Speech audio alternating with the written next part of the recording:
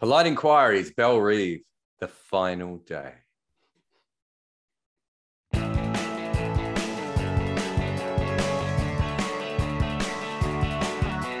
Mark Long says, why do I ever hope?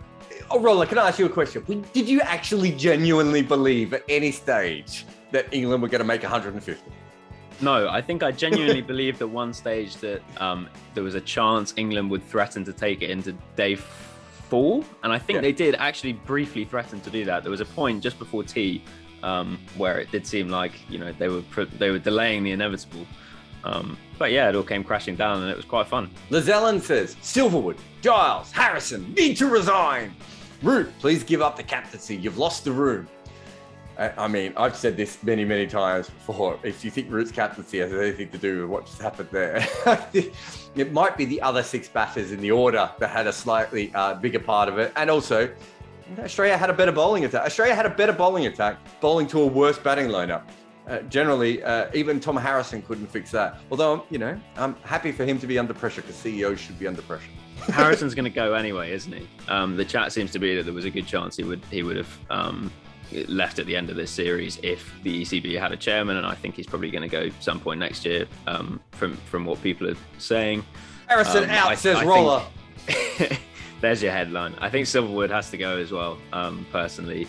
And yeah, I think there's probably quite a good case to get rid of Giles too. I think Root, it's basically up to whether he wants it or not, and whether Stokes feels he can do it. From what they've said publicly, I think Root will cling on for a bit longer. But yeah, I don't think anything is going to change hugely in the short term because there are some quite big problems, and also Australia are quite good and they're allowed to be quite good.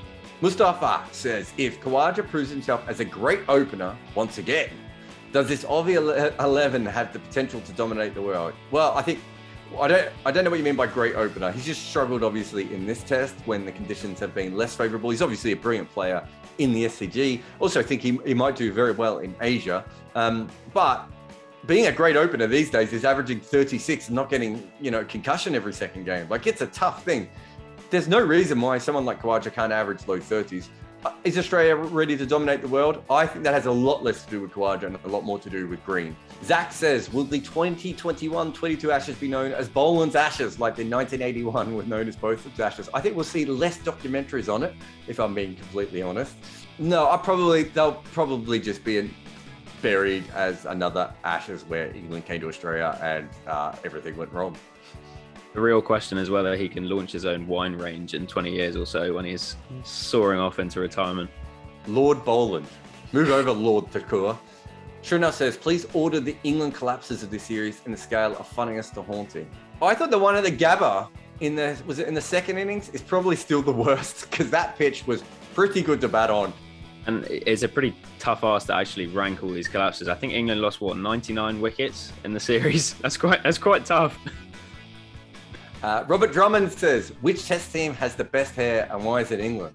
Have you got any solid takes on this, Roller? I did quite enjoy Elisa Healy's tweet. I don't know if you saw that when Rory Burns walked out to bat with a sort of shoulder length hair saying that looks like it needs a wash. The least of their problems.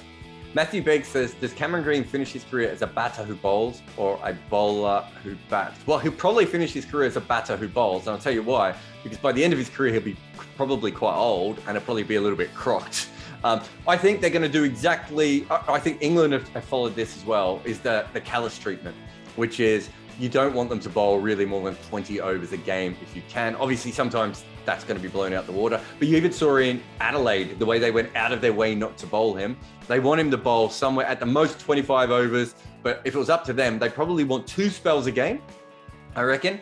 And what they want is that spell between the 15th and the 30th over when the ball's still doing something for him. And you're hoping then that he gets a couple of wickets or even just keeps pressure on from the other bowlers. And then they don't need him again. The problem is obviously that, as we're seeing with Stokes, when the pitch gets flat, sometimes they might have to go to him and all that sort of stuff. But that's really what they want. If they could get away with 12 overs a game from him and he takes 1 to 2 wickets, that is probably perfect because he allows them to rotate their quick so much better. And then his insurance.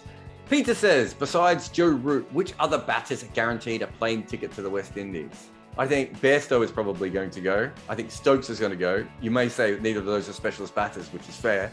And Root is going to go. Crawley is going to go.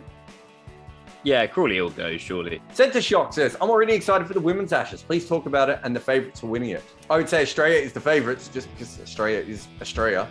One thing I would say is, with the new Kookaburra balls being reinforced, the England women are really good at the wobble ball. Now, that might only help them for a couple of overs, but my guess is that could give them a step up from where they normally are. I will say this, from what I've heard, the Australian women are also working on the wobble ball, and they may have perfected it by the time the Ashes comes around. Also, because it's a white ball, it might not last as long. But as a general rule, the Australians should be favourites, unless I'm missing something, Roller.